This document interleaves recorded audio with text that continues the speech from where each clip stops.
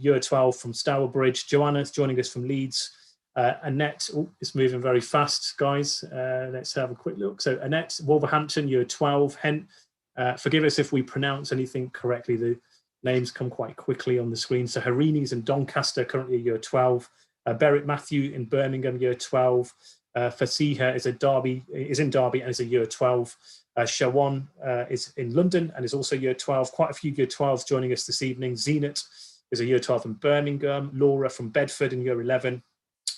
Usile, forgive me if that's said incorrectly, is a Year 12 based in London. Amazing is from London and is in Year 12. Lucy from Dundee up in Scotland in Year 12. Isabel from Dorset in Year 12. Siri Devi is a Year 11 from Birmingham. And Keita is a Year 11 from Bristol. We've got Alicia from Year 12 in Birmingham. Deborah from Kent in Year 12. Ayumidi, London, Year 12. Wajahat Khan, Doncaster, Year 12. Tanya, London, Year 12. Isabel, Bromley, Year 12. Ashish from Liverpool, Year 12. Praveen from Colchester. My name is Andrea Poper and I'm from Spalding. Oh, that's interesting. Okay. Lewis Rose from Mid Wales, Year 12. Jupiter from North Dorset, in Year 12. Sophia is a Year 12 from Bournemouth. Francis, London, Year 10. Year 10 is the youngest so far. We've got Alafia, who's from London, Year 12. Crizzle, London, Year 12. Miriam from Manchester, who's in Year 12. Rebecca from Wirral, Year 12. Lucy from Newcastle, Year 12. Charlie from Birmingham. Andrea, both Year 12. Yvonne, will the session be recorded? It will be indeed, Yvonne. So the session will be live streaming to the iMedics YouTube channel. It'll obviously be going on there live, but once the event is finished, you can watch it back again, along with all of our previous webinars that are relevant to people at your stage of training. There's obviously lots of other medical education webinars that you might find interesting, but obviously more relevant webinars are there. So don't forget to subscribe to that channel and you'll get the updates. We've got Shreya from London, who's in Year 10. Jason, London, Year 11. Aisha is Stoke-on-Trent, Year 13. So what I'm going to do very quickly, okay, so I'm going to do 30 more seconds, and the reason for that, guys, is because I can see there are 75 new messages and I haven't actually got to them yet, which means that lots of you, so forgive us if we haven't managed to give you a shout out, but we do appreciate you guys obviously interacting and engaging with us. Alexi, I think, from Greece, interesting. So joining us from Europe in Year 12. Abigail from Maidstone. Namrata from London. Ashwin from Birmingham. Liberty from London, all in Year 12. Julia from West Yorkshire. Dima from Brighton and Vanessa are all from Year 12. We've got Year 11, which was Haida from Purley. We've got Nyasha from Scotland, who's also in Year 11. Right, okay, so what I'll do is, because the messages are coming thick and fast, so forgive us if we haven't had a chance to kind of give you all a shout out, but thank you for interacting. So I can see that 253 people or 254 have already signed in. Mo, are we live streaming? We are. We're live on YouTube as well. So if you're joining us on the iMedics YouTube channel, welcome to the UKCAT and BMAT webinar, which is part of the Get Into Medical School series. There's lots of other webinars that we do like this. It's running for about 60 minutes. If you do have any questions on YouTube, there's a chat box on the right-hand side of your screen. I'll keep an eye on that and you can interact with us. If you're joining us on Zoom, obviously welcome, guys. There is a Q&A button, which I think somebody's already used. So what I would say is use the Q&A button and then we can actually answer the questions mainly at the end of the presentations. The chat box is more kind of just a generic box, so you don't have to type questions in there because it's quite hard to follow. So, Mo, do you want me to go first, or you want to go first, or? Yeah, no, I think so. I think the format will be UKCAT first, and then BMAT. So over to you whenever you're ready, and then we'll get started. Excellent, perfect. So get all my windows ready.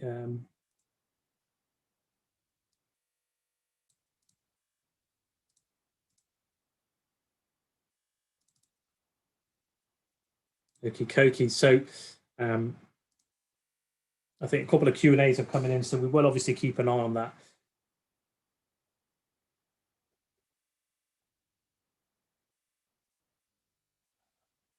Right, so fantastic to see so many of you again. Lots of different people joining from all over the country. And today what we're going to do is we'll talk about the UKCAT, or the University Clinical Aptitude Test. Dr. Mo will go into some detail about the BMAT test as well, and hopefully we'll give you some good tips and some exciting news from us as well with regard especially to the UKCAT, which will be helpful for you coming up throughout this webinar. So hopefully, like I said, you guys will find that helpful in your early stages. So currently lots of you who've joined us today are in year 12.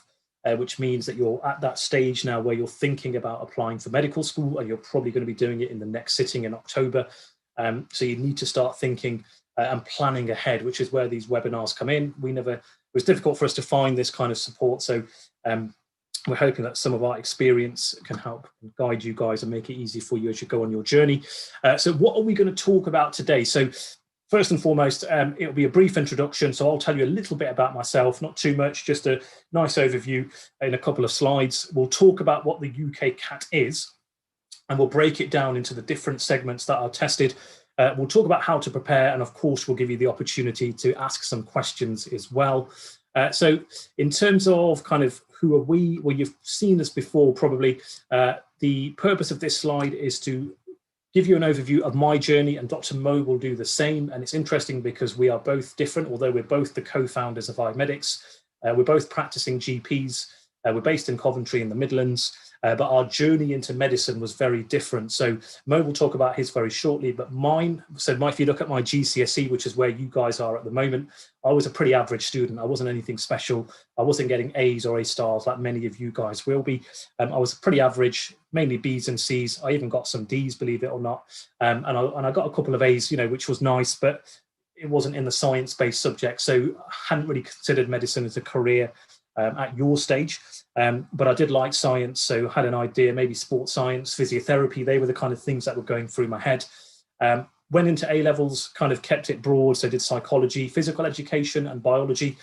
Physical education is very interesting because with the benefit of hindsight, I think it's more relevant to medicine than things like physics and chemistry.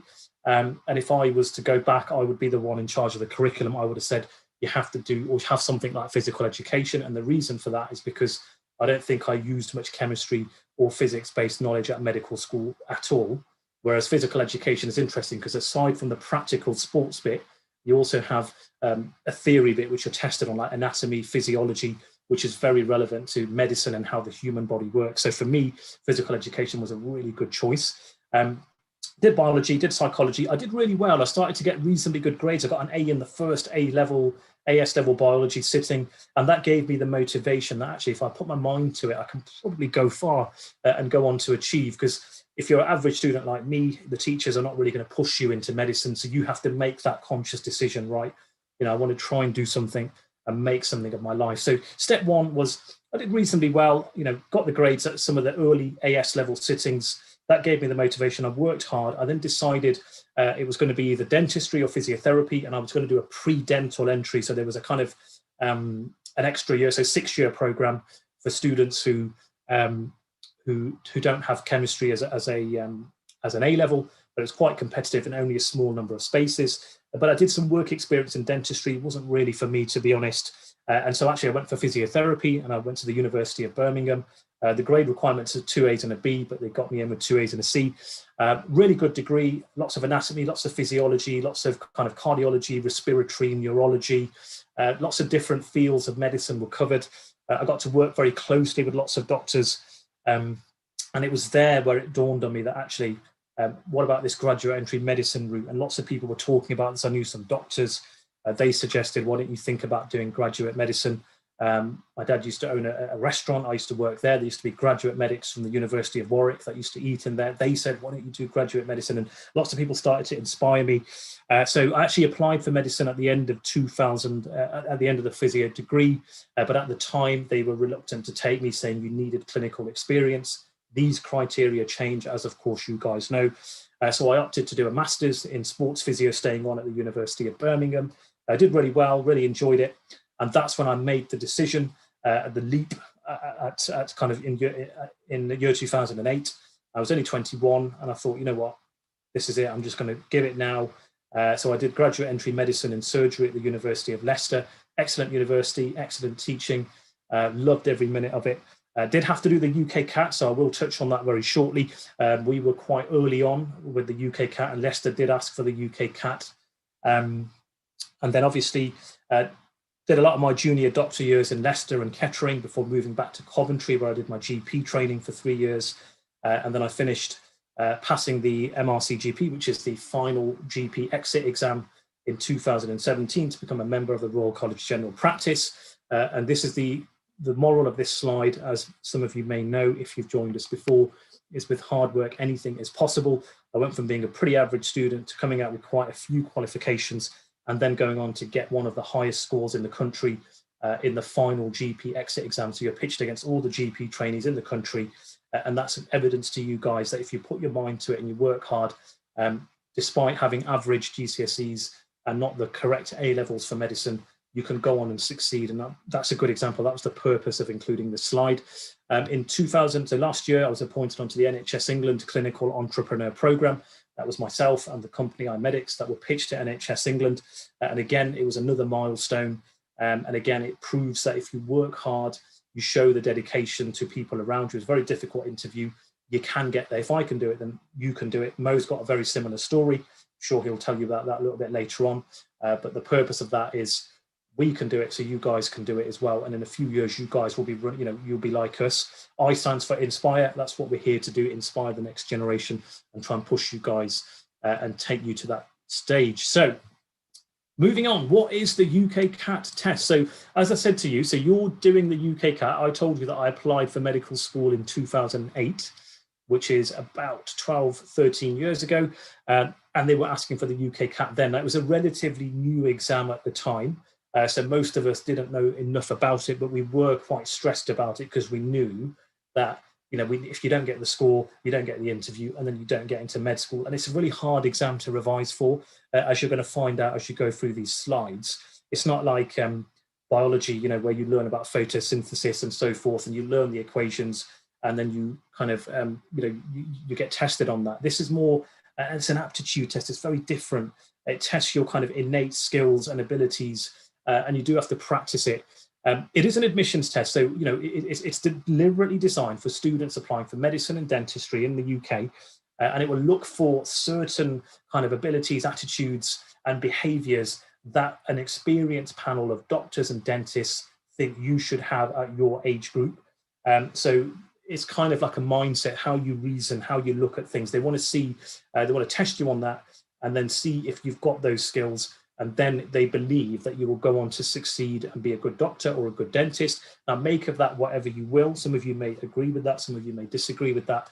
But unfortunately, it is there. And the second reason, of course, you're all bright. You're all very intelligent. So what will happen is your grades will be really high.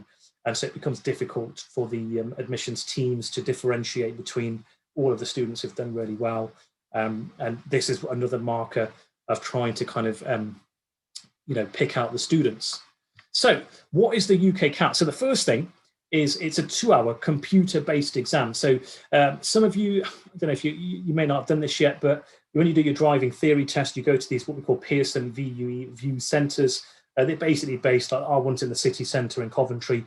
It's a kind of testing centre where they can keep an eye on all the students, and you've got people doing their driving theory test. That's the same place that you do the UKCAT, and that's spread throughout the country. So wherever you are, I know many of you have joined us from all over the country, but you will be kind of assessed in one of those centres. You go through the UKCAT website and you book your local centre.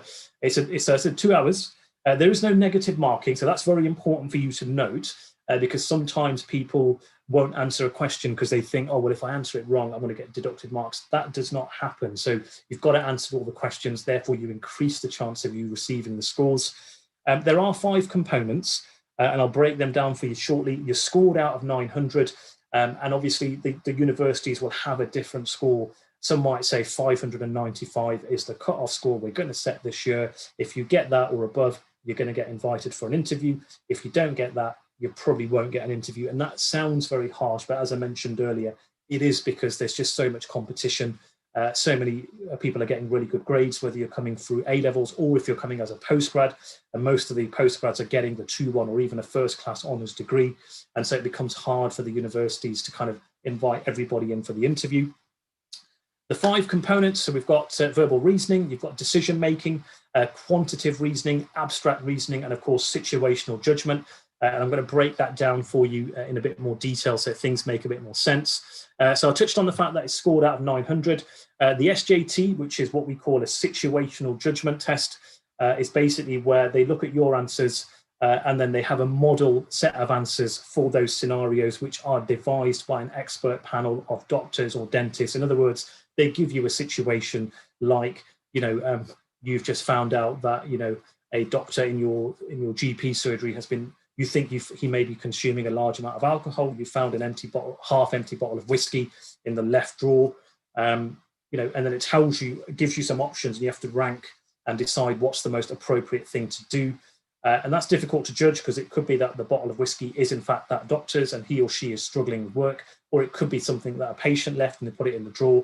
And so you want to kind of go through and reason through in a logical way. Like, for example, you might want to ask the doctor, oh, I found that in there. Is that yours? Is that someone else's? They can explain rather than perhaps being judgmental. It's those kind of things that they do. And they're looking to see how you answer it compared to a group of experienced doctors and dentists.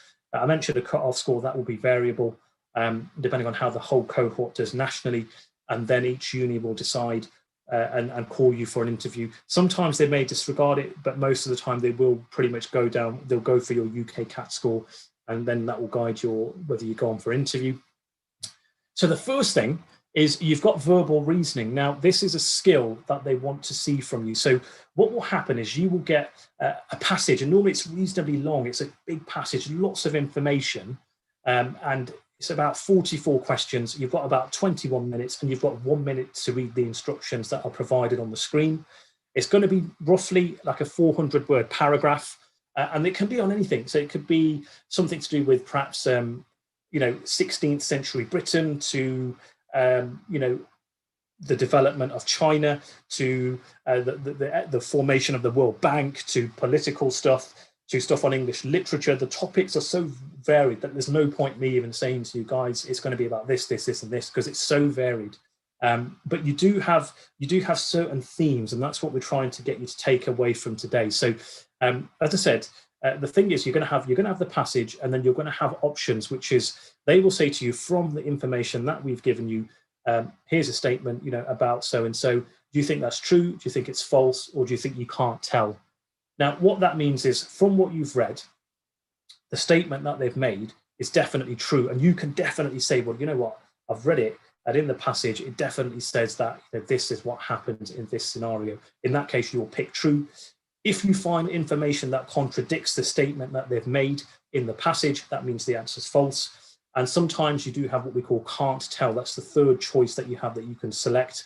And that's when they may give you a passage, give you a statement, you're looking at the statement and you're thinking, I just can't, I'm looking at this passage, I've read it twice. I don't think anything from that statement is in there, but you can't really tell. Then you would click the can't tell because there's not enough information for you to make that decision. There is also another component. So if you have like a reading comprehension bit where you've got some questions that are given at the beginning, you get 4 statements that are related to that question, and you then have to pick the correct statement. So again, it depends on how you've deciphered the information from the passage. It could be about anything, as I said, history or politics or geography, any topic. They're so broad. But as I said, it'll be question at the beginning, 4 statements, and then you pick the one that you think is correct based on the question, based on the passage that you've been given. But there is things that you can do, because the question that you're all going to be thinking is, guys, I think I know what verbal reasoning is, but how do I prepare for it? Well, the first thing you need to start doing, especially if you have got time, and some of you guys will be year 10 and year 11, in which case you've got loads of time to really get your mindset into that kind of process of this structure. So the first thing is start reading lots of books, lots of novels, lots of health news. The Guardian Health The Guardian and Independent Health are very good. They have lots of very good relevant topics. Read them. The next thing I want you to do is learn to read the passage quickly. So, and the reason I picked the Guardian is pretty good. It'll have like a chunk about this big, which is kind of, similar to what you may get in the UKCAT, and see how quickly you can read the information. And what you're doing is you're training your brain. Remember I said to you before, this is not about anatomy and physiology. You know, it's not a lecture where we're going to tell you about the cells, because those things you learn and you can revise for that. This is an innate skill that they're looking for inside your head. So you need to train your brain to try and demonstrate those skills. So learn to read the passage quickly and then get a bit of paper and summarize that passage. So as an example, if I was to load up the Guardian Health, there might be an article on the a new COVID vaccine that's being piloted at the moment in China, and you know, they might have like a 400-word article on it. So what I would do is I'd read all that 400 words. I would then summarize that. So you're not going to obviously regurgitate it, or you're going to be like, right, what were the key points? The key points were, there's a new vaccine, it's called X vaccine. They've trialed it on 400 people. They've found that it's been effective. It's had very few side effects, but they did note that diarrhea was one of the main side effects, and they've decided to do more studies before they release it into the public. That will be a summary. Then obviously read the article again and see if your summary matches what you've written in the article, and then give that summary to one of your friends. So your family, your friends, your teacher, and say, read that article, tell me what you think, and then read my summary and tell me what you think.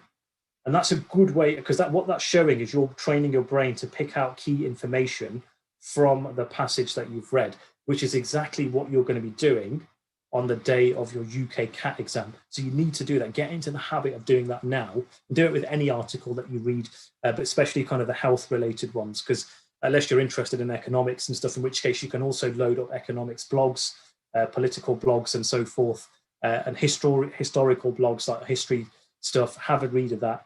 But the health ones are nice and easy, and you get your brain into that process of kind of thinking like that. The second thing is, on the day of the exam, read the question first, then check the passage. Now, some of you may have your own tips. Somebody you're above you may say something different. But the reason it's good to do that is because if you just read the passage, it's a huge amount of information that it's just random. It's random information that nobody knows about.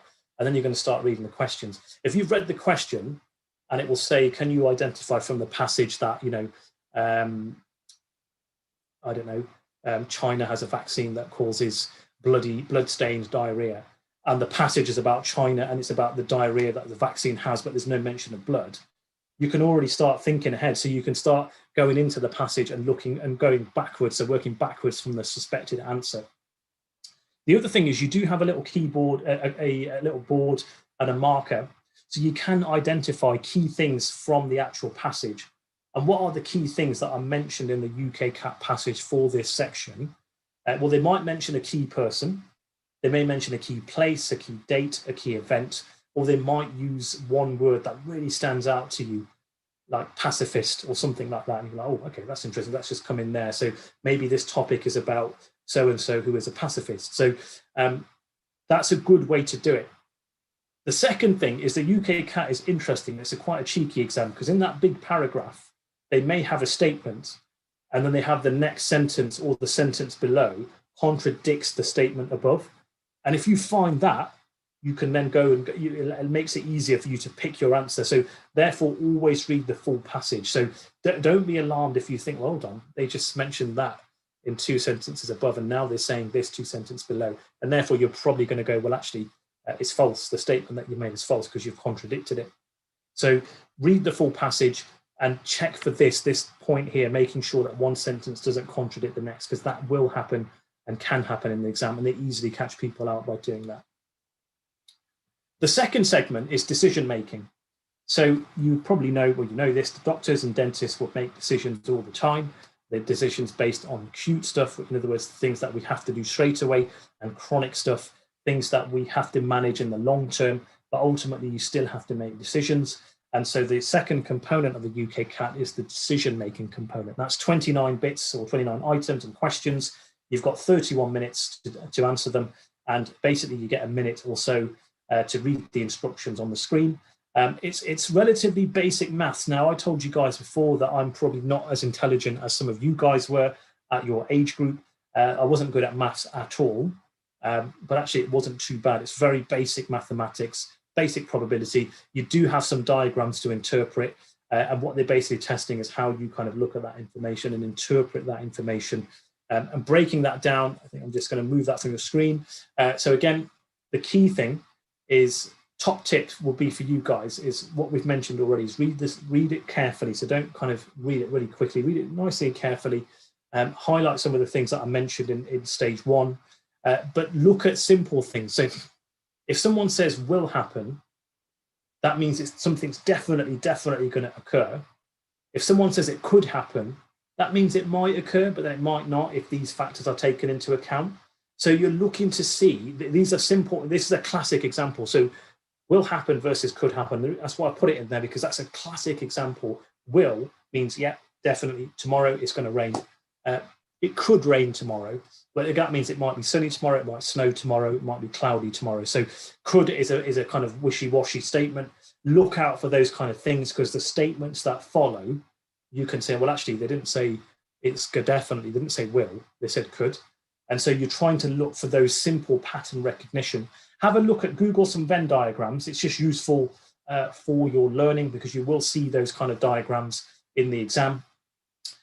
When you're doing this bit, you've got obviously you've got a whiteboard and a pen, so you can make notes, and there's no harm in doing that.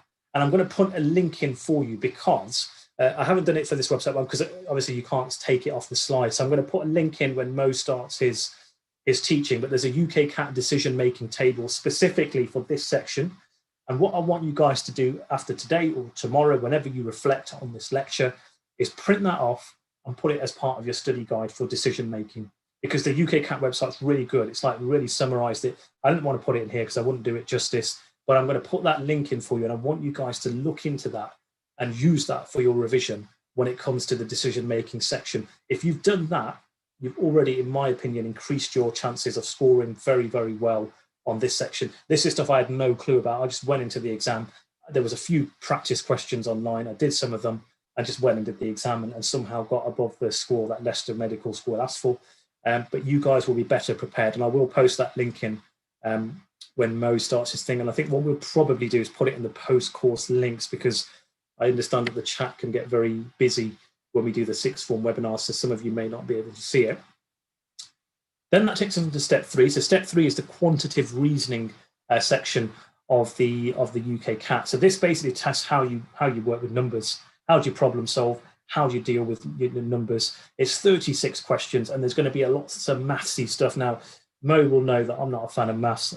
I like basic maths. I don't like all this other stuff. But you've got tables, you'll have pie charts, you may have graphs. And they'll give you some information, and they'll get you to interpret that information and ask you some questions based on the table or the chart that they've given you. You've got 24 minutes to complete it. You don't need to do, you don't need to kind of worry about calculators. You've got an on-screen calculator. So if you are worried about your maths, don't worry, because there will be a calculator there. You can use a whiteboard and a pen, as I mentioned. But the key tip for this is for maths, there's a few things that you just have to know. As I said, I'm not a fan of maths. I don't really like maths. I openly admit that. But there's some things that if you know them, you've got a good chance of scoring well in this part of your exam. For example, what is the mean? This is basic for some of you guys who are doing GCSE maths, and especially those of you who are doing A-level maths. This is so basic that you guys are like, well, this is so easy. But you have to know it, and make sure you don't make a mistake with this. Know what the mean of a value is. They might give you a set of values and say, what's the mean from the information that we've given you? It's an easy mark to lose. So, as you all know, you add the values and you divide it by the number of values that are present. Mode. So they might say, here's a set of figures. They give you loads of figures to distract you. And they say, what's the most common value? So you've got to look at it and think, well, actually, number 42 comes up so many times, or that's going to be the most common value.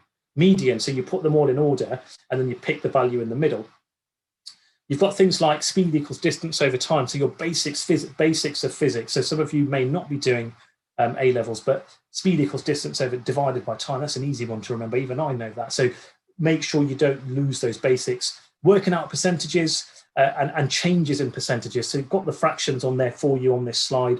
Very simple, but that's what they test in this section. You may get some geometry-based questions, but generally speaking, it is relatively basic mathematical tests. And these are the key things that I would say, take it away and add that to some of the revision questions that you will be doing. and you'll hopefully be in a much better position to tackle your quantitative reasoning. So you will get some more complex maths questions, but not all of them. And also there's lots of good practice questions on the UKCAT website.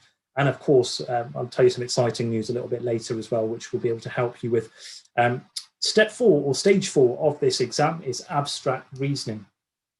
So this bit is weird. That's my honest opinion. It was weird in 2008, and it still kind of feels weird when you look at it now.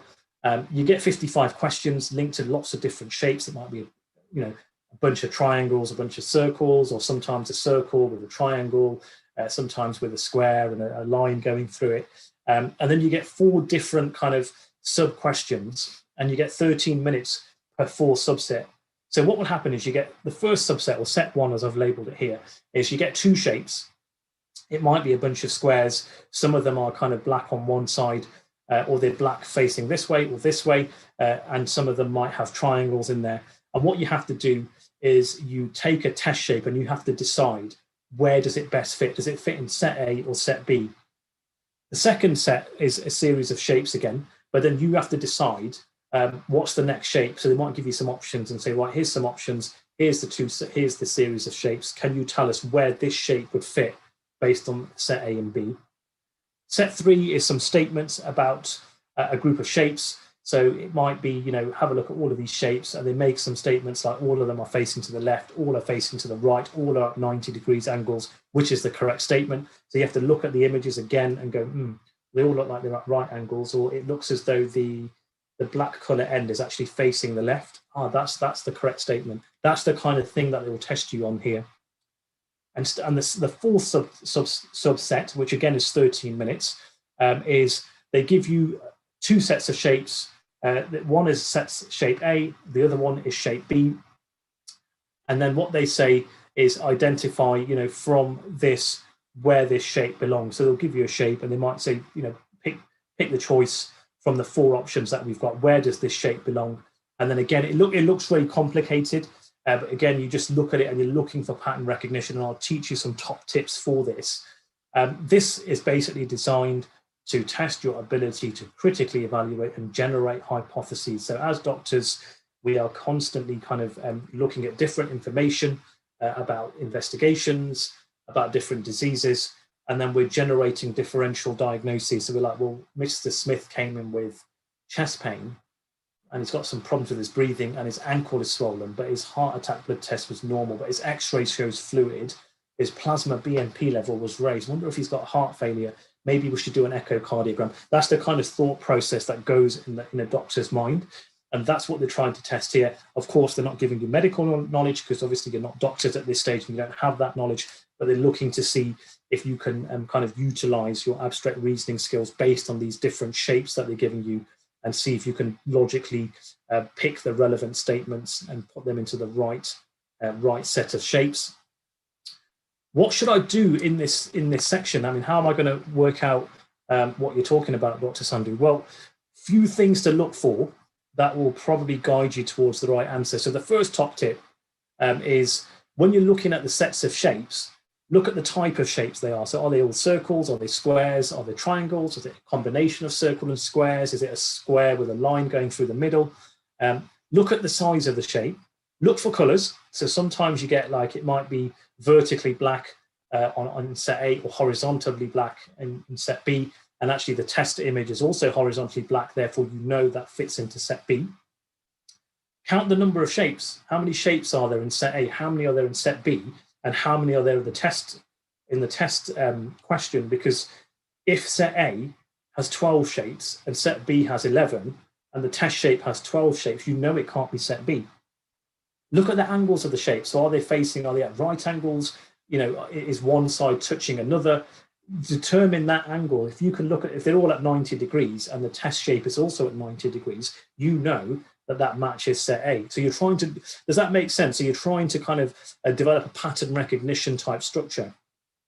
The second thing is the relationship. So you want to try and look at the relationship between the shapes. So now, I've written here shape versus box. Now, what I mean by that is, when you look at the shapes in the box, like the squares, for example, how are they situated in relation to the box? Are they all kind of, are they all on the right-hand side or are they all on the left? If they've got a bit that's black and a bit that's white, is all the white side on the left? Because if it's all on the left and the test shape's white side is all on the left, you know that that's the most likely answer.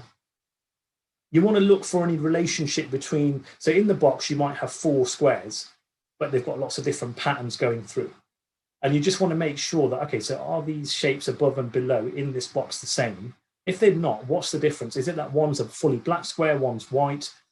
Maybe they've got a black circle and a white circle, and in the test image, oh, right, yeah, this looks very similar to that because the relationship between the top and the bottom is the same. In other words, you've got a black and white square at the top and you've got a black and white circle at the bottom, and that's what the test shape has got as well. So you're looking to identify that relationship. These are just nice rules that you should have when you're looking at this.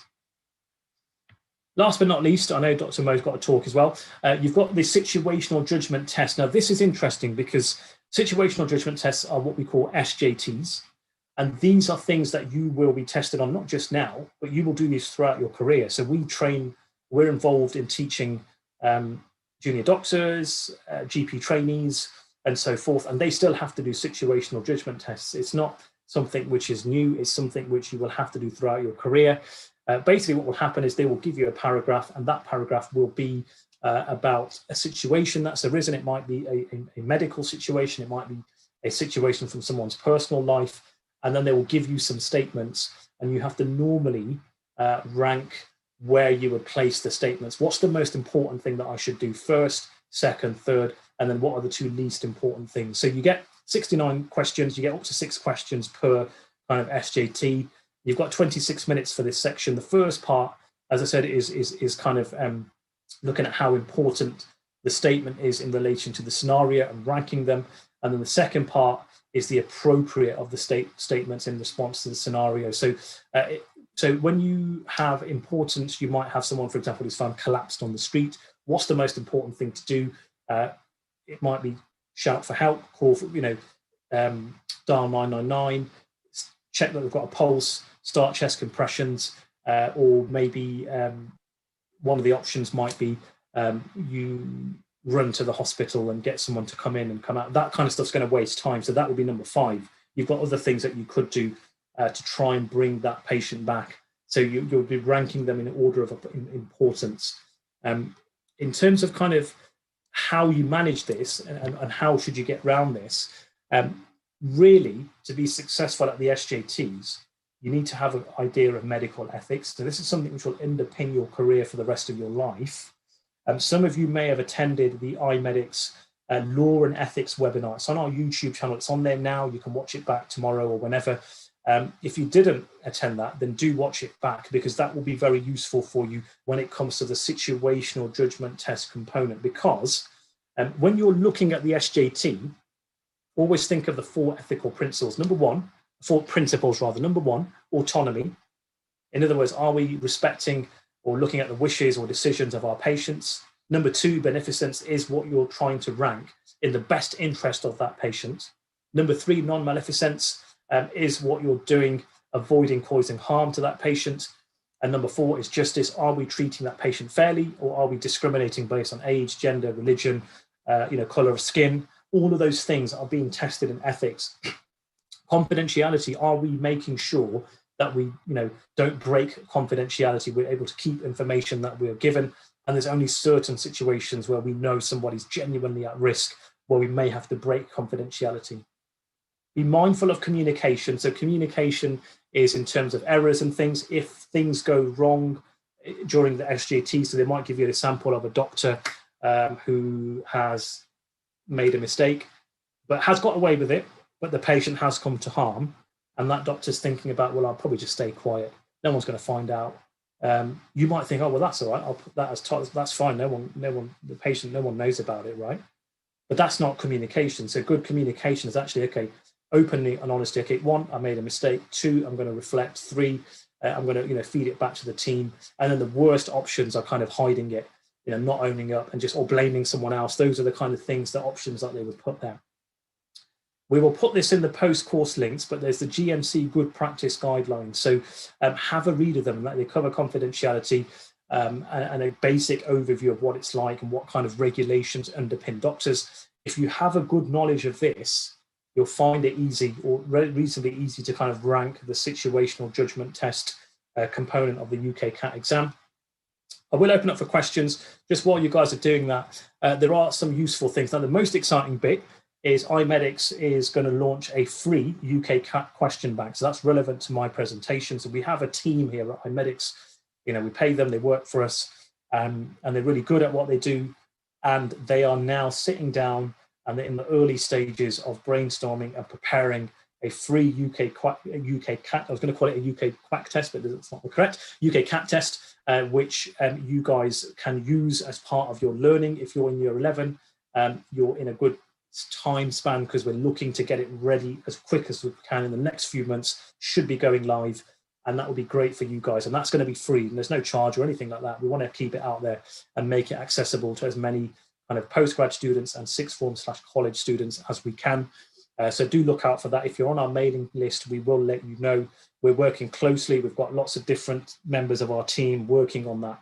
That's an exciting thing for us. There are a few other things that I'm sure Mo will show you a little bit later, but things that you can use. So I mentioned the webinar. Go onto the YouTube channel, have a look at the webinar, especially the ethics and law. Of course, you can watch this one back. We have got a forum on the iMedix website, which you can use to communicate with other sixth form students, junior doctors, and so forth. We've got lots of good blogs on our website as well, which again are free to access on different things. There's things relevant for you guys like interviews, personal statements, you know, how to prepare for medical school interviews. And there's things that you'll find interesting. As I mentioned to you before, use blogs for your abstract, you know, for your UKCAT preparation. We've got some great blogs on our website on different medical conditions. Click on them, summarize them, and then, you know, share them with your teacher. Ask your teacher, right, have I summarized this correctly? Use that kind of stuff because it's all there. And we've also got a very exciting medical school wizard tool, and that's where you pick the four places where you think you want to apply. For argument's sake, let's say Birmingham, Leicester, Manchester, and London. You put them into the four, and then you click compare, and it gives you a beautiful list of everything you need to know about those 4 medical schools. It's on the iMedix website. We'll post a link in for you. Mo will probably show you a little bit later as well, and you can see what their criteria is, what admission exams and stuff they want. Last but not least, I'm sure some of you are already part of our social media, but if not, don't forget to follow us. We do have lots of interesting content and more new things coming in the coming weeks. Instagram, inspire_medics. There's a Facebook medical school entry preparation group. There's the YouTube Inspire Medics revision channel. There's Twitter, inspire_medics. And of course, there's LinkedIn as well, which is Inspire Medics Limited. We'll put the links in.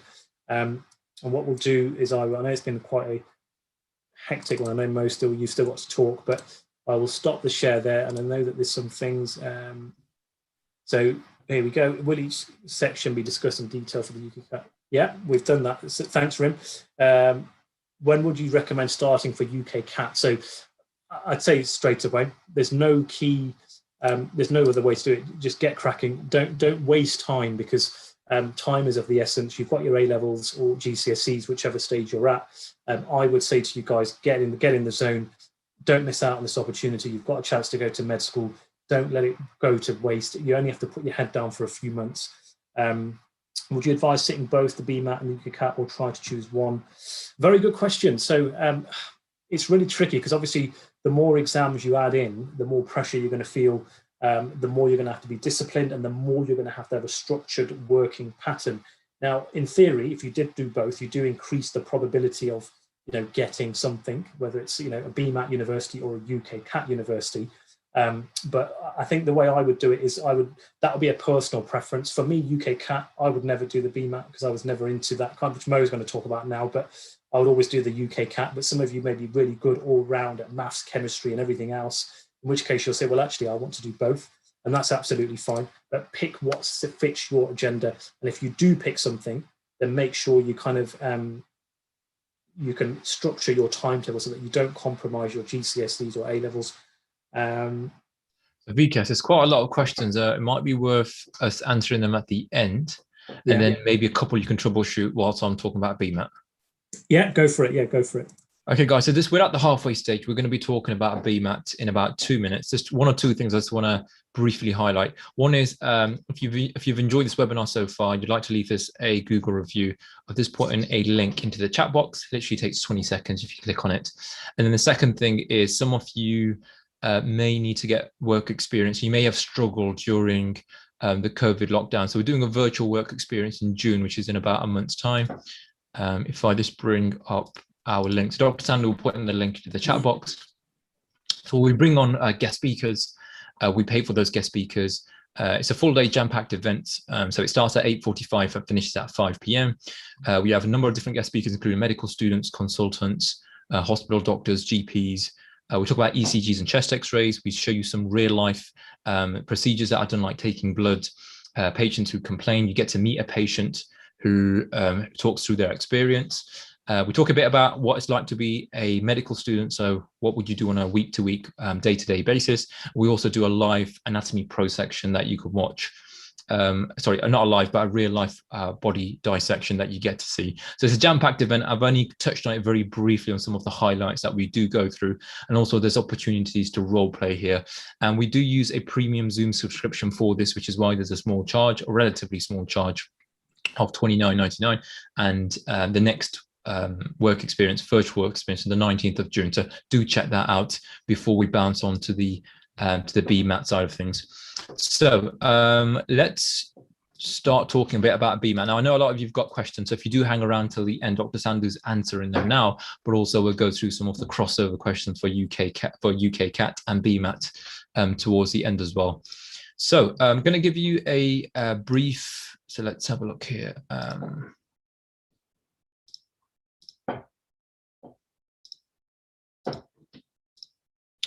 So I'm going to give you a brief overview of my journey in terms of how I went into medicine and how is it relevant to the teaching that we're going to do today. So I actually sat the BMAT exam. One of the reasons I sat the BMAT exam, or the BMAT test, is because I did apply for Oxford. So there are a handful, maybe about 7 or 8 different medical schools which require BMAT as the entrance exam to get an interview at their particular medical school. So in terms of my journey, some of you may have heard of this before.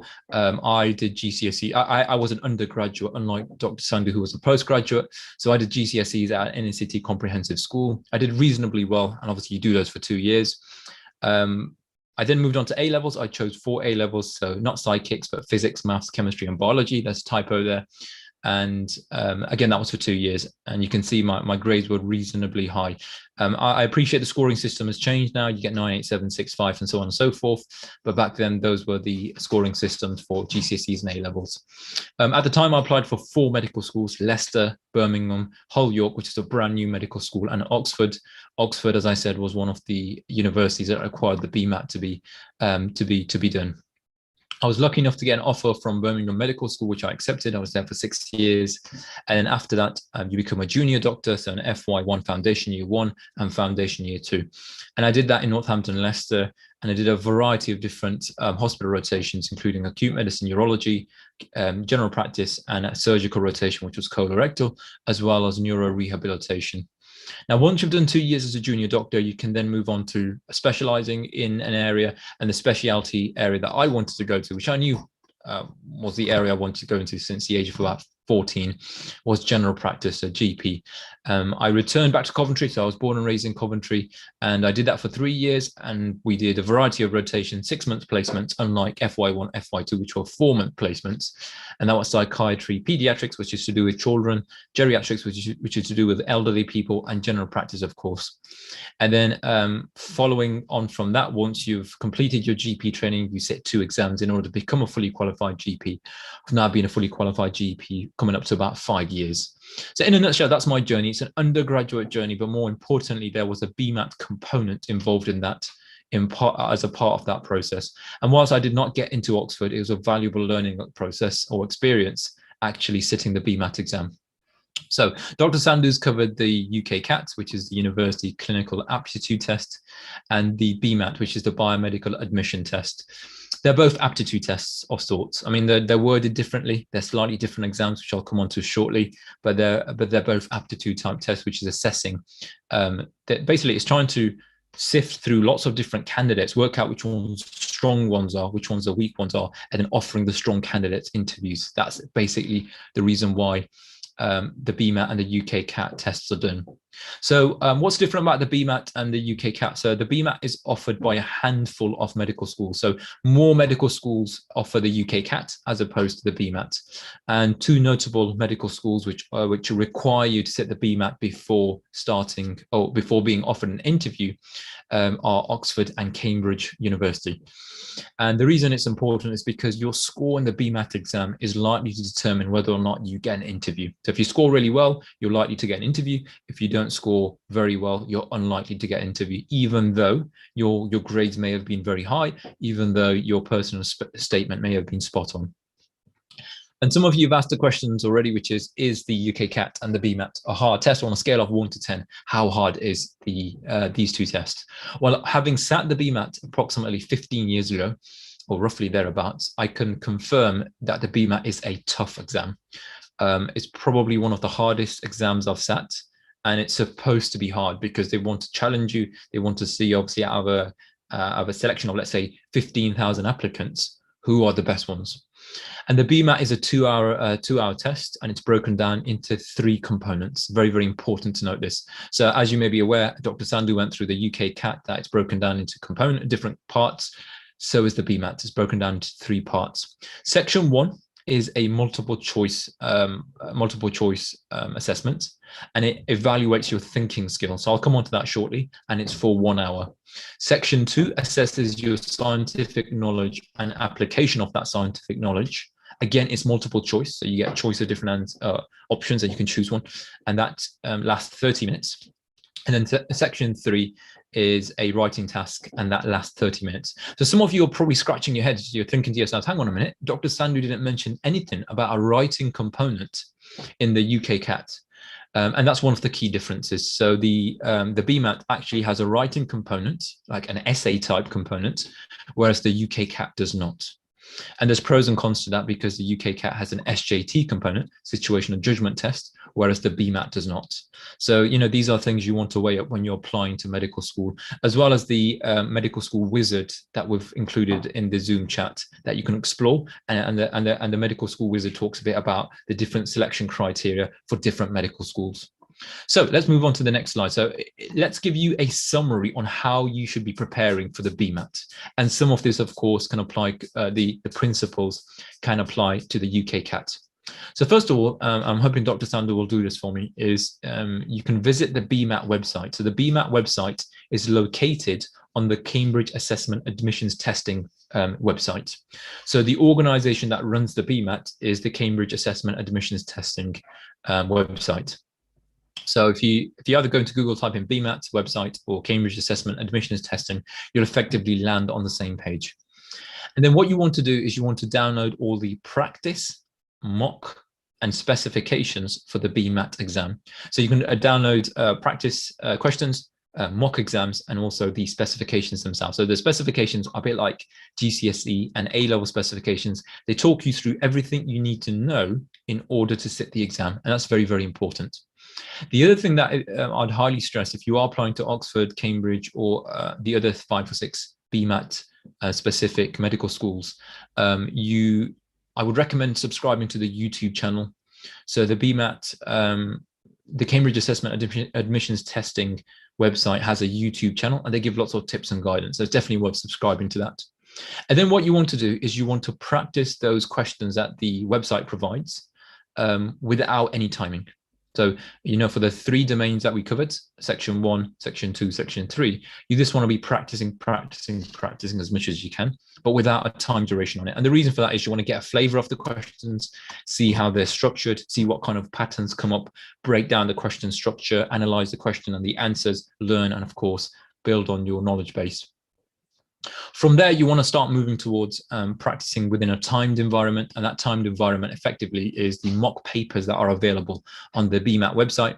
And those mock papers will be 60 minutes, 30 minutes, 30 minutes, and you want to time them. Obviously, you want to get your timing spot on for the real exam. Now, in terms of how many hours you should put in terms of preparation, now this may come up as a shock to some of you in terms of how many hours altogether you should be preparing for the BMAT. So when I prepared for the BMAT, the internet was relatively new at the time, and it was very, very difficult to get sample questions, mock papers at the time. So I struggled to actually to find resources to revise, and I found the test incredibly challenging, although I scored a reasonably high mark. But altogether, now that you have mock papers, practice papers online, as well as YouTube videos and so on and so forth, as well as these webinars, you want to put in roughly, if you want to get a very good mark in the BMAT assessment, you want to put in between 400 to 500 hours preparation time. And you want to spread that over approximately 2 to 4 months. So you can work out the math. Some of you will spend 5 hours a day, 3 hours a day, 10 hours a day. As long as the total's around about 500 hours, it's active preparation. So you're not there, YouTubing, browsing the internet, watching Netflix. As long as you're putting the time and the brain energy, you should be doing reasonably well. And then the last point I added, and it's a very valid point, is to try and get good sleep whilst you're preparing and also before the exam, because numerous studies have shown in the medical world that if you are if you're not well rested, if you haven't slept properly, it has a detrimental effect on both your general health, but also your cognition and your concentration levels. So some other key points. Some of you guys have already asked about pricing. So I think Dr. Sandhu will be going through the Q's and A's. And if there's a pricing question there, Vikash, you can mark it as answered. So the BMAT is a written test. That comes as a surprise to some of you, because the UKCAT is a electronic test. So you click on a computer screen, the different answers, whether they're multiple choice or you're choosing the order in the SJT. The BMAT, you have to use a pencil to fill in the answers. And of course, the essay you have to write.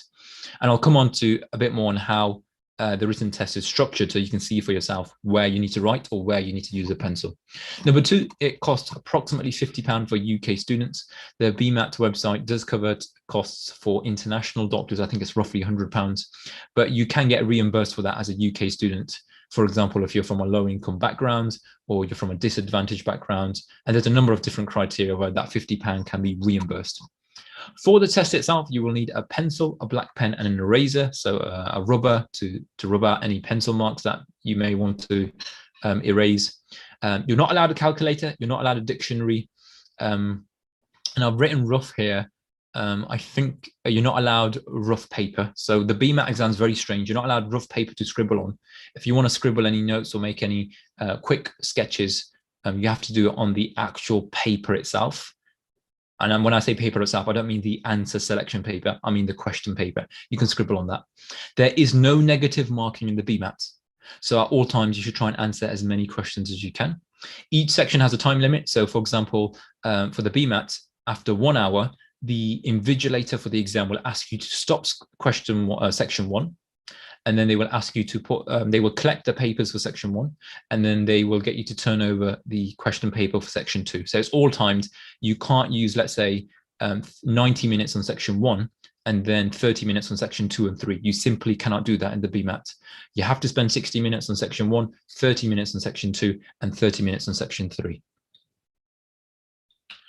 Okay. And then the last thing is the BMAT's quite nice. So you get the results quite quickly. You usually get them within 4 weeks.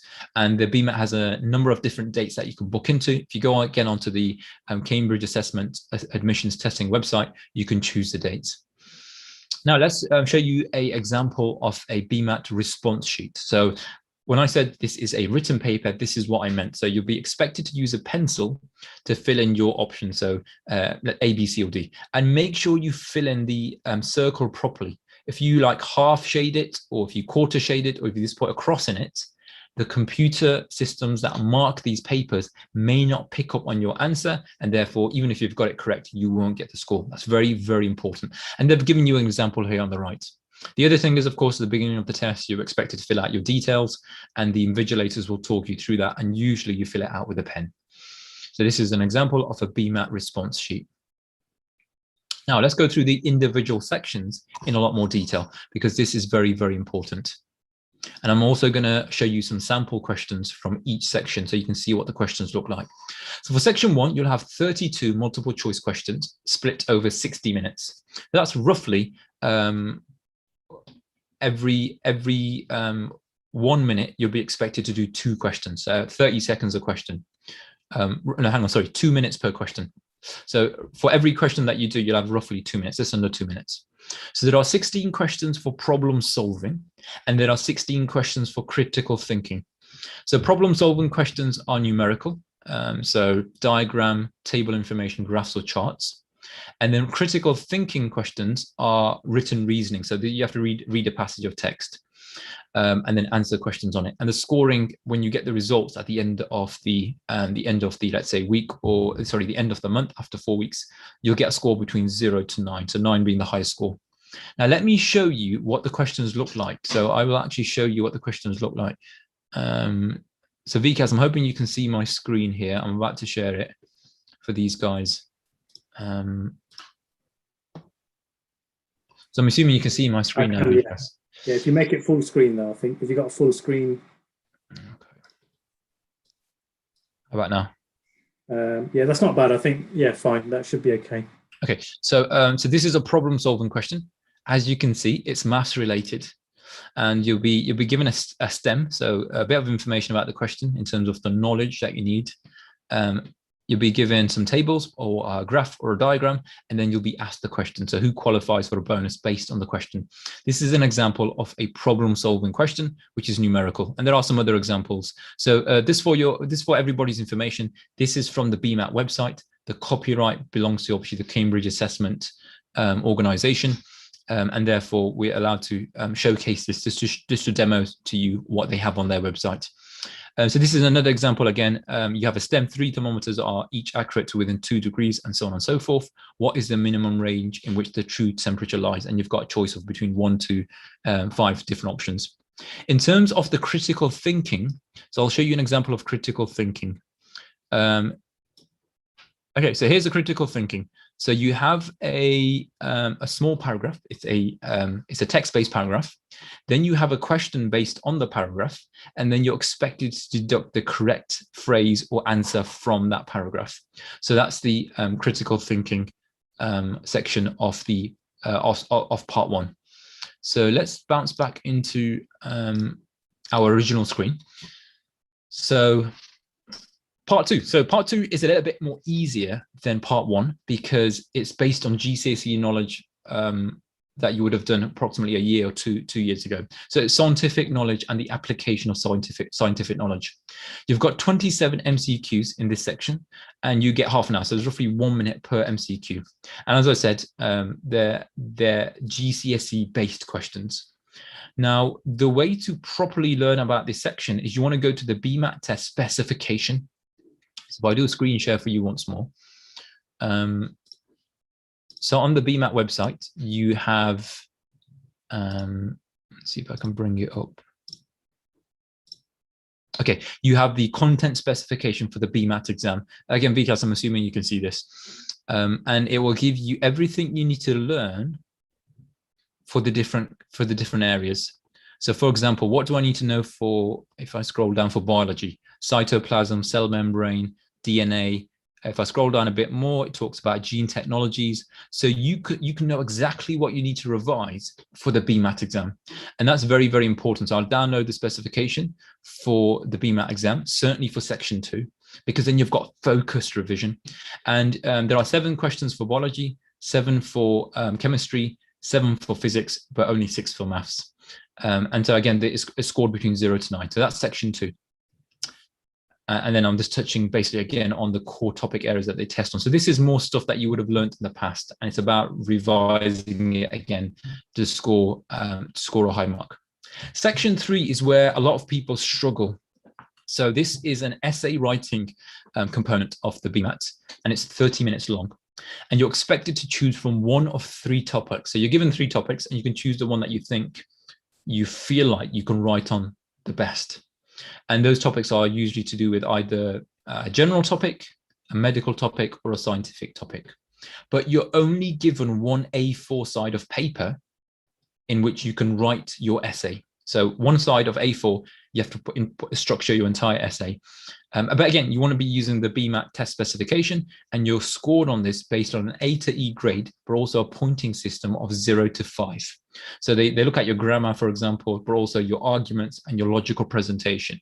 And that's why there's 2 different scoring systems. So some top tips for the essay writing component, and I would definitely note down these top tips. You want to firstly explain your understanding of the argument which you're trying to put forth, or the understanding of the argument which they're asking you to write on. Secondly, you want to, the main bulk of your essay needs to talk about arguing for or against the statement itself, and I'll give you an example of the statement. And then at the end, you want to obviously come to a conclusion. Do review the marking criteria. So I'm about to show you the marking criteria for the essays so that you can see for yourself what the examiners are marking your essay on. In terms of the time split, in your 30 minutes that you have, you want to choose a question, spend 1 to 2 minutes choosing the question. You want to spend about 5 to 8 minutes planning out what you're going to put into the essay itself, and then 15 to 20 minutes actually writing the essay, and then 2 to 3 minutes proofing the essay. How do you score a top mark in section 3 in BMAT? Well, write a compelling but logical argument for the statement that you choose to write about. And don't forget, your BMAT section 3 may be an interview question if you get through to the interview stage. So I'm just going to do the share screen again once more, because I want to show you what section 3 questions look like. So let's see. Okay, here we go. So here, what we have is three options. So the first one is power tends to corrupt, and absolute power corrupts absolutely. And the question, I'll just read out the first part, is to explain the reasoning behind the statement. And then obviously it goes on to actually ask you what you expect to write about. Then you have a second question, which is science and art once collaborated as equals to further human knowledge about the world. Today, science is far too advanced and specialized to work together with the arts for this purpose. And then the question is, to what extent do you agree with this statement? And then finally, we have, there are now many different kinds of internet sites and apps offering medical advice, but they all share one thing: they do more harm than good. Present a counter argument. To what extent do you agree with the statement? So you can choose from any one of these 3, and you can write an essay on it. And of course, there's going to be a structure to it, as we explained, but also the universities, the BMAT examiners are going to look at the logic that you apply. So here's how you score top marks in the BMAT exam for section 3. I'm going to read this out to you. So if you score a 5, which is like top marks, you must demonstrate an excellent answer with no significant weaknesses. All aspects of the questions are addressed, making excellent. So all aspects of the question are addressed. That's very important. Making excellent use of the material and generating an excellent counter proposition or argument. So what does it mean when you demonstrate an excellent counter argument or proposition? Let me give you an example. Let's say I put forward the logic that cats are ginger in color. Now, that logically may be true, but it doesn't mean that everything that's ginger is a cat. So the reverse doesn't apply. And by explaining that, you're able to come up with a complete counter logical deconstruction of that statement. And that's what they're looking for in these essays, to make sure there's no loopholes in your logic. So the argument is cogent, so very logical. Our ideas expressed in a clear and logical way, considering a breadth of relevant points. So you must have different logical arguments that you put forward, which lead to a compelling synthesis and conclusion. And so this is all very important to score very, very highly in a BMAT essay. So let me just bounce back into the original PowerPoint slide. So I think we've come to the end of the BMAT in terms of an overview. What we're now going to do is, I'm just going to pause the screen share for a moment, and we're going to actually go ahead and answer the questions that you may have. And me and Dr. Sandhu obviously will answer these depending on whether if they're related to UKCAT or to the BMAT.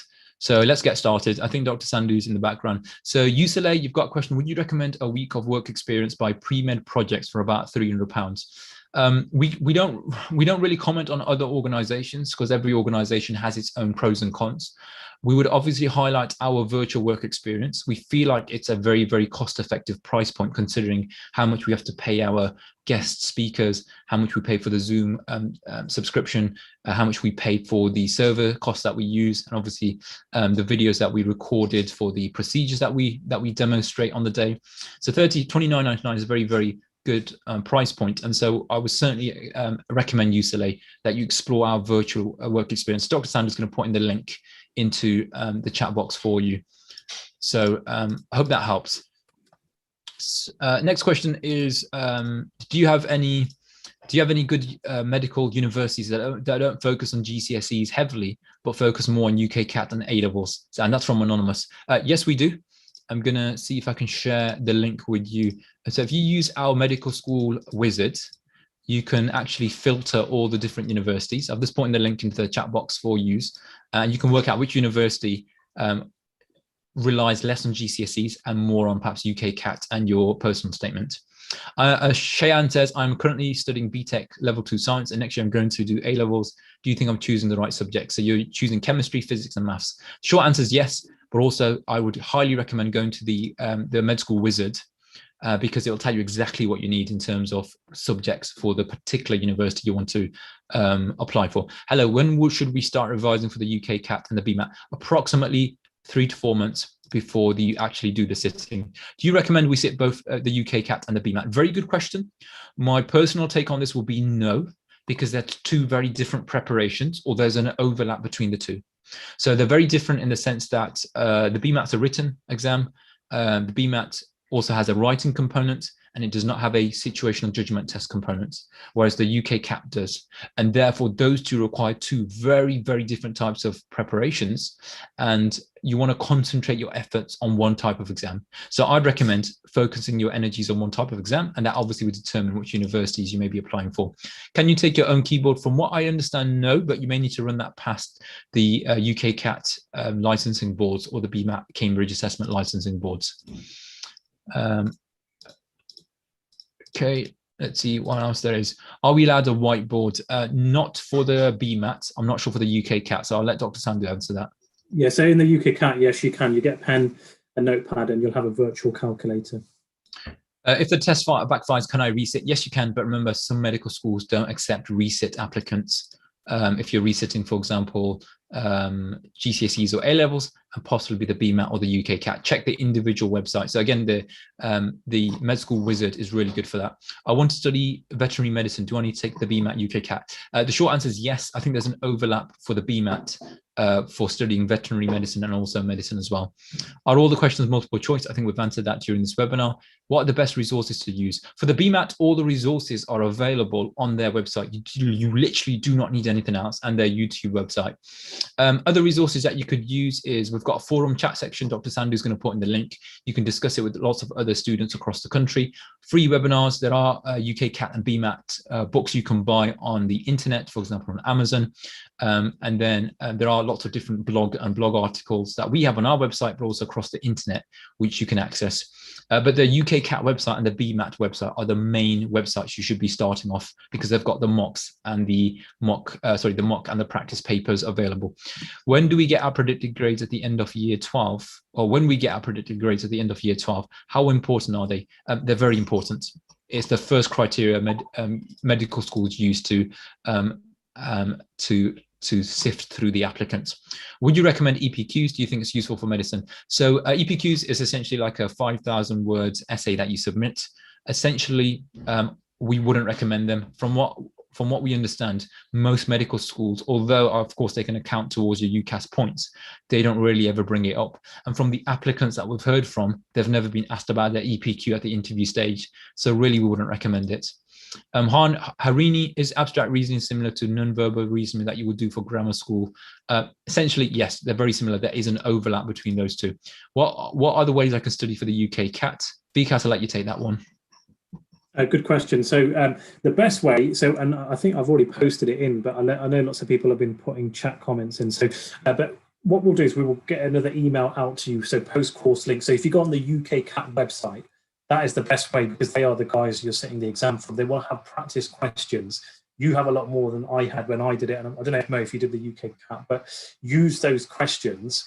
And obviously, as we mentioned earlier, the iMedics question bank is coming. It will need some time. The team are working on it at the moment, and that's going to be free, so no cost at all. And obviously, again, we will notify you guys by email. But get on the UKCAT test, get the abstract reasoning, decision making, get all of those segments done. And that's the one thing I'd recommend, really, because we're better than to do it from the guys who are setting the exam, and then we'll give you an alternative which will also be free, so you don't have to spend anything on it. So someone asked about the pricing of the exams. Most covered the BMAT. The UKCAT is £75. I'll just do a quick whistle stop to give you a quick breather, because I know quite a few questions flew in. Let me just go back to the top very quickly. So we've done that. On a scale of 1 to 10, how hard do you think the UKCAT is? Probably say 6, maybe. It's kind of in the middle, but everybody's different. Some people may say it's really difficult.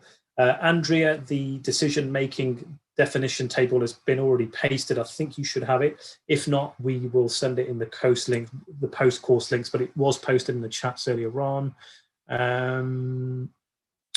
As we were currently discussing revision in general, how would you suggest someone maybe how you revised efficiently? Okay, so interesting. So me and Mo are different. My way of revising was to set myself a timetable, which might be 6 or 7 hours a day. It'll be a 9 o'clock start. It'll be 9 till 10, and then like half an hour off, and then 11:30 till 12:30, half an hour off, then an hour break for lunch, and I would work till about 6, 7 in the evening, and that's it.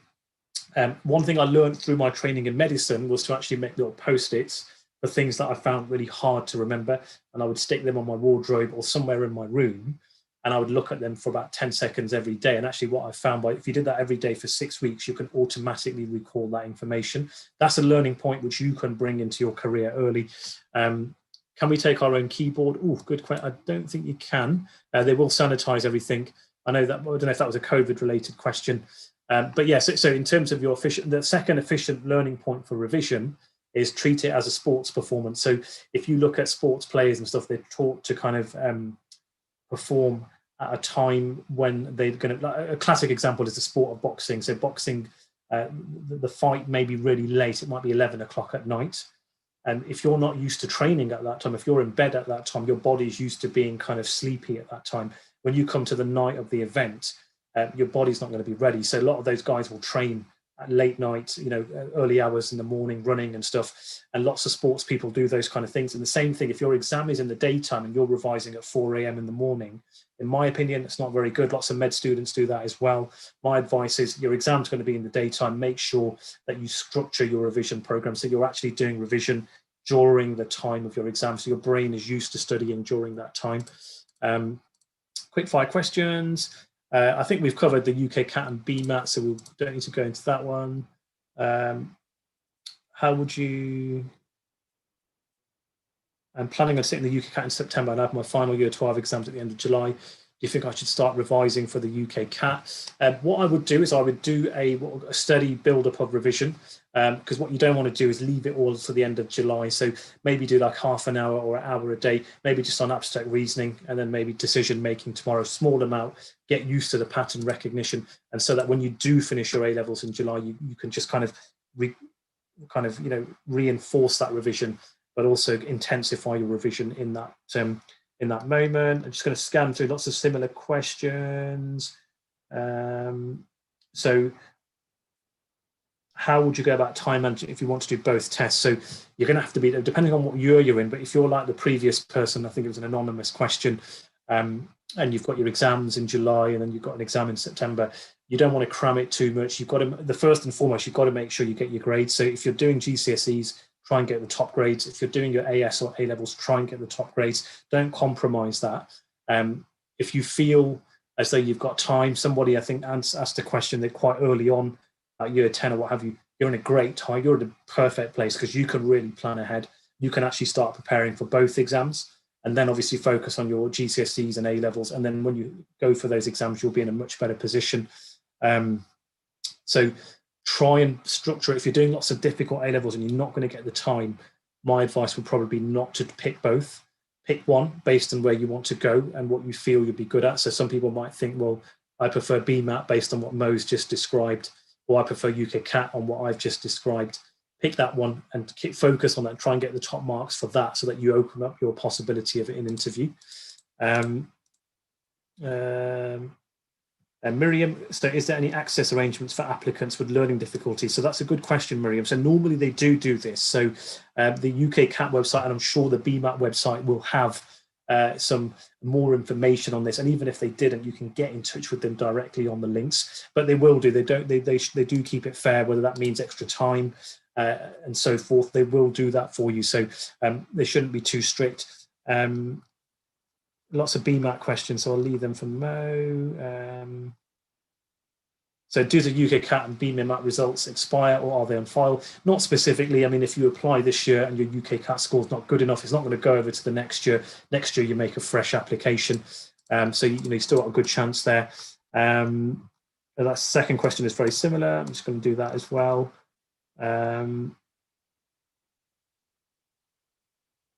How long do you have to wait to receive your UKCAT results? You don't have to wait long. Most of it is, all of that stuff will come through relatively quickly. It goes in time in tandem with the actual medical school and dentistry application deadline of 15th of October. So it's not going to affect you in that way once you've done it. And that's another thing as well. So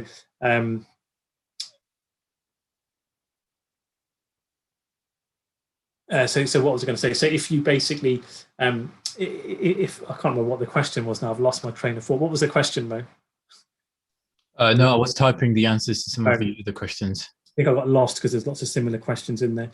There's a lot of BMAT questions. So again, it's a difficult question to answer. Someone said, would you say the UKCAT is easier than BMAT? In my opinion, I would say it is. But again, it depends on what type of person you are, because you guys, some of you will be really good at maths, chemistry and stuff. And if you are, you'd be kind of, you might find the BMAT easier, but I thought the UKCAT, in my opinion, was easier. There was a question about the GAMSAT. Did you sit the GAMSAT, Mo? I did sit it, actually. Did I sit it? I think I did, and it was quite difficult, and I don't even know how I revised for it. Do you have any tips for it? It's basically kind of chemistry, physics. Did you do anything for that GAMSAT? There was a question. No, I didn't do GAMSAT. No, we're not really covering it today, but there is a website available with a lot more information. Unfortunately, today, we're not going to be covering it in this webinar. Yeah, I mean, it's relatively chemistry and physics and stuff. So it's kind of like if you're doing that at A level, the GAMSAT probably would be okay. I didn't do chemistry or physics at A level, so for me it was a very difficult exam. So I'm just going to take some of the BMAT questions, VCAS. You may want to start typing the answers to the UKCAT ones at the bottom. If you get average grades for the BMAT? So you probably will get an interview if you get average grades for the BMAT, because there's a cutoff. But if your score is very low, you're unlikely to get an interview. Miriam, how do you recommend about time management if you want to prepare for both tests? Miriam, have a very, very focused schedule and just plan everything out as much as you can. Make sure you have dedicated time, dedicated break time, dedicated rest times, time when obviously you're studying, and obviously the most important thing is do not procrastinate. The biggest thing that will take you away from your preparation is procrastination. Laura, when should the test be done, e.g. before applying in October? Or Laura, if you can just clarify your question, if that's okay. How many marks in total? That's from Anonymous. So the different parts of the BMAT are marked differently. So from 1 to 9, or A to E, depending on the section. And obviously we covered that in this webinar. As we do our BMAT after applying to medical school, this is on Shaywon. How many BMAT universities do you think we should apply for as we find out our results after the application deadline? So it could be risky. Yeah, it's a high risk strategy, Shaywon. It might be worth obviously waiting for your results and then applying.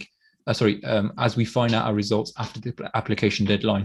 It's tricky. I would go for the UKCAT personally, because there's a lot more universities I can apply for. But if you got your heart set on Cambridge or Oxford, which is why most people go for the BMAT, then you have to then obviously plan for that. And just hope that everything goes well. Are we allowed to watch in either exam? You should be able to, yes. I don't see any reason why you can't have a watch, as long as it's not a smart watch, but there is a clock in the room.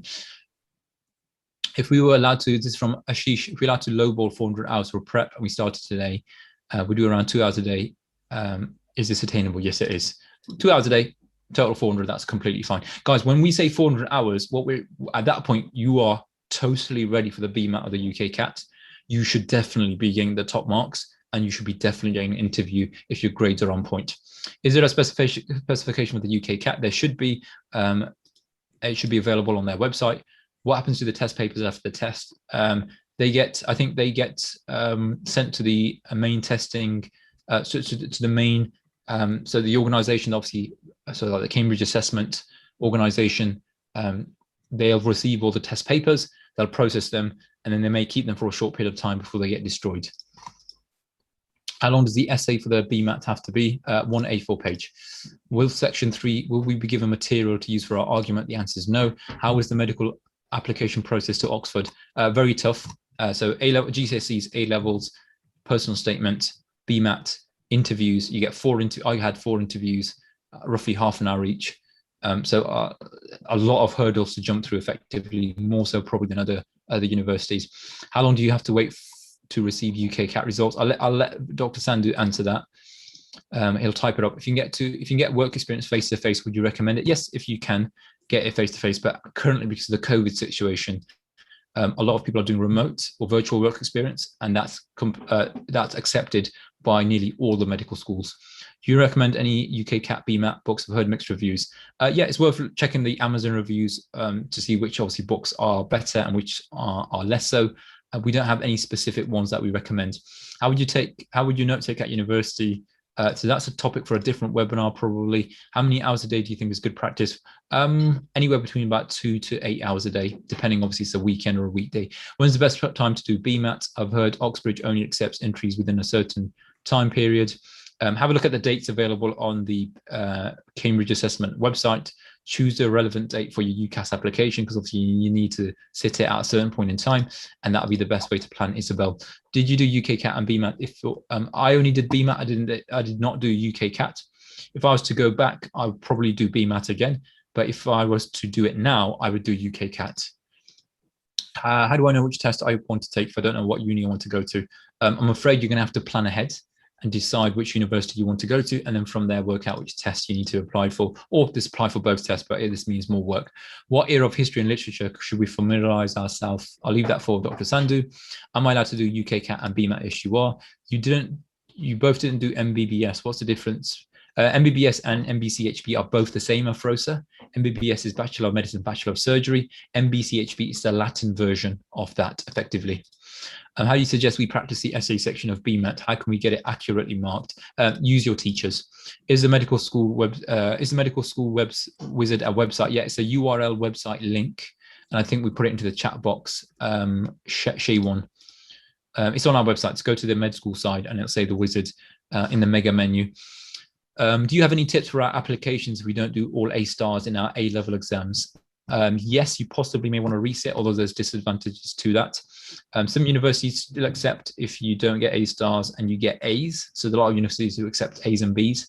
So it's always worth exploring that route. And then also it's worth exploring the postgraduate route if you don't get in first time or taking a gap year. How much practice do you recommend per day? I think we've answered that.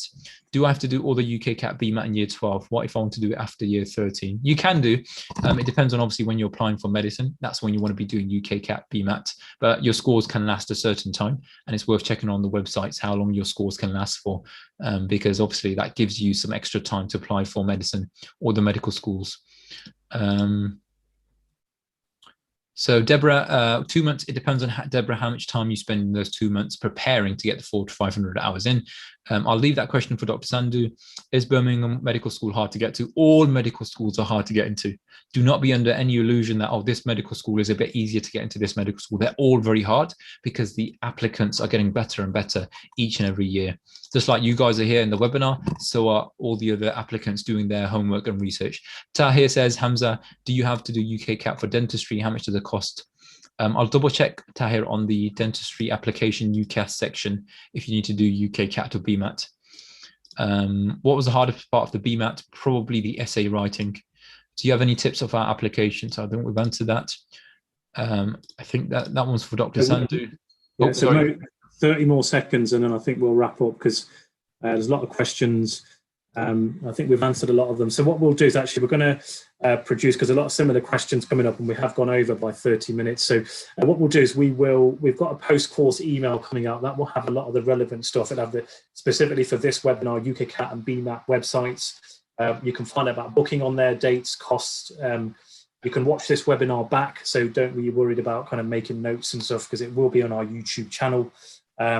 We've got, what was I going to say? Yeah, so it's all on there. There will be a post-course email link, so there will be lots of stuff there. When our free UKCAT question bank is released, you'll get an email for those of you preparing for that. The virtual work experience is coming. It's live. We've done 2 batches. We've had some really good reviews as well from people who've done it so far. You can use it. It's 1 day. You can use it for your interviews.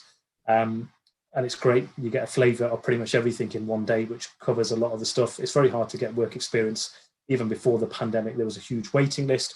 So that's something on there for you. The med school wizard is really good. Put your med schools in and just click compare, and it will just tell you everything you need to know about the 4 choices that you're considering. That will help you make an informed decision. The iMedics forum, use it for chat stuff. There's loads of questions you've raised today. Why don't you put them into the chat forum? One of our team will get in touch. There'll be other doctors on there, other med students and stuff who can answer some of your queries. So that's very useful for you as well. Obviously, you've had the links for the social media, the Instagram, Twitter, Facebook med school entry page, and the Instagram page, Inspire Medics. There'll be lots of useful revision on there. Use the blogs on there for your preparation and use it for your general knowledge as well. So that you're kind of clued up. Guardian Health, Independent Health, 2 very good sources. Someone mentioned English literature. You can read anything. I'm not going to say read Shakespeare or X, Y, and Z. Doesn't matter. Just read, learn to read about a passage, about 400 words relatively quickly, learn to summarize it, and then reflect on that, and then give it to your friend, your teacher, one of your mates, get them to look at it, read that same 400 passage, read your reflection. Does your reflection accurately demonstrate what they've read in that passage? There's no good me saying to you, read something about Shakespeare, and you think, oh, Shakespeare is going to come up in the exam, because that may not happen. So keep it broad, keep it varied, use some of the tips that we've done. And I think from there, I will wrap up from my side. So obviously, thank you very much again. It's been a fantastic high threshold webinar again. Lots of high yield points, lots of engagement from you guys. For sometimes it's really fast on the chat to keep track. We've tried to answer as many questions as we can. Obviously, we're here to support you. We will be in touch with the post email kind of course links. Some nice comments coming through. So Sophia says, thank you very much. Dima, thank you so much. So useful. Ifat, Nimra, definitely thank you, Nimra. I think Nimra makes a Nimra. Definitely recommend the virtual work experience. It's a good investment for your future. Thanks, Nimra. Ifat, thank you so much for your help. Shawan, thank you. Isabel, Carl, Liberty, Jody, Kreisel, Charlie, Burfin. Okay, I'm losing track, but everybody's saying thank you. So be nice on a Google review, but great to see that. Mo, if you want to capture that, if you've got your phone, that would be great. Just because I haven't got my phone here with me. But thank you all for joining us. It's been a great Sunday evening, and we will see you at the next webinar. So obviously, I hope you're all keeping safe in the meantime. Look out for the emails. We'll have more webinars coming through, and hopefully we'll catch you guys soon. Mo, any last words to yourself?